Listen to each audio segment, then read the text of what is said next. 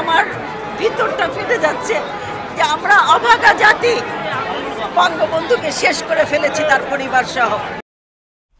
স্বাধীনতার মহান স্থপতি জাতির জনক বঙ্গবন্ধু শেখ মুজিবুর রহমানের জীবনী নির্ভর চলচ্চিত্র মুজিব একটি জাতির উপকার মুক্তির দিন থেকেই বায়োপিক সিনেমাটি দেখতে দেশের প্রতিটা প্রেক্ষাগৃহেই ছিল দর্শকদের উপচে পড়া ভিড়।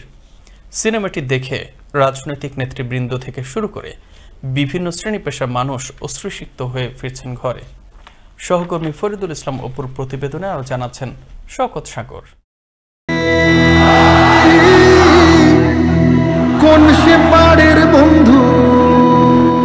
বাংলাদেশ ও ভারতের যৌথ ব্যয়ে নির্মাণ করা হয়েছে বঙ্গবন্ধু শেখ মুজিবুর রহমানের জীবন ভিত্তিক সিনেমা মুজিব একটি জাতির রূপকার।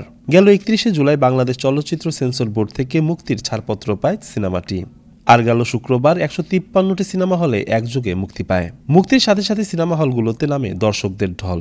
একটি জাতির রূপকার এই সিনেমাটা খুবই হৃদয় বিদারক হয়েছে, এটা সকলেই দেখা উচিত। এই সিনেমাটা যদি আরও আগে আমাদের এই যে নতুন প্রজন্মকে যদি আমরা দেখাতে পারতাম তাহলে যাতে আরও অনেক এগিয়ে যেত।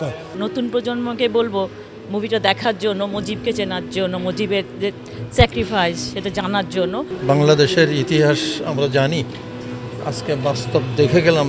বিখ্যাত ভারতীয় চলচ্চিত্র নির্মাতা স্যাম বেনেগাল পরিচালিত জাতির পিতা বঙ্গবন্ধু শেখ মুজিবুর রহমানের জীবন ও রাজনৈতিক কর্মকাণ্ড নিয়ে চিত্রিত মুজিব একটি জাতির উপকার চলচ্চিত্রটি পরিবেশনা করেছে প্রযোজনা প্রতিষ্ঠান জাজ মাল্টিমিডিয়া।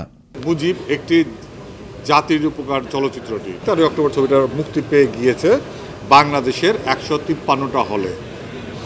এর আগে বাংলাদেশের চলচ্চিত্রে কোনো সিনেমা আজ পর্যন্ত একটা সিনেমা একসাথে 153টা হলে মুক্তি পায়নি। বঙ্গবন্ধু শেখ মুজিবুর রহমানের জীবন অবলম্বনে সিনেমা নির্মাণের জন্য 2017 সালে বাংলাদেশ ও ভারত সরকারের মধ্যে একটি চুক্তি স্বাক্ষরিত হয়। এরপর 2018 সালের 18 মার্চ সিনেমাটির ঘোষণা দেওয়া হয়। এরপর 2020 সালের জানুয়ারি ও ফেব্রুয়ারি 2 মাস ধরে অডিশনের মাধ্যমে বাছাই করা হয় শিল্পী।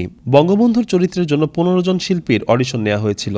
তার মধ্যে 5 বার অডিশন শেষে আরিফিন শুভকে চূড়ান্ত করা হয়। 11 বছর অন এন্ড অফ গ্যাপে জেলেই কাটিয়েছেন। 44 বছর বয়সে একজন মানুষ টুঙ্গিপাড়া থেকে এসে জাতির জনক হয়। নিঃসন্দেহে মানুষ হিসেবে উনি একজন এক্সট্রা অর্ডিনারি মানুষ ছিলেন।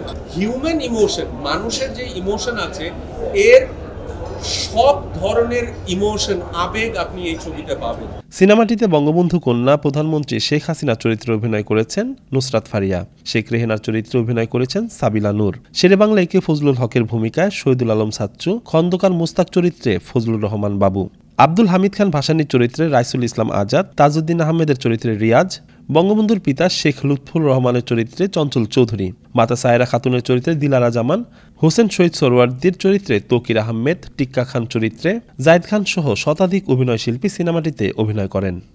একটা মানুষ একটা জাতির জন্য, একটা দেশের জন্য নিজের জীবন দিয়েছেন।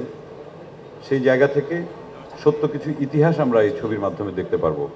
মুজিব আসলে একটা আবেগ আমাদের কাছে, একটা ভালোবাসা। সেখান থেকেই আমরা কাজটা করার চেষ্টা করেছি যার যার জায়গাতে। প্রেক্ষাগৃহে মুক্তির পর থেকে ব্যাপক সাড়া ফেলেছে মুজিব একটি জাতির রূপকার সিনেমাটি। অনেকেই আবার আবেগ আপ্লুত হয়ে পড়ছেন সিনেমাটি দেখে। আমার ভিতরটা ফেটে যাচ্ছে যে আমরা অভাগা জাতি, বঙ্গবন্ধুকে শেষ করে ফেলেছি তার পরিবার সহ।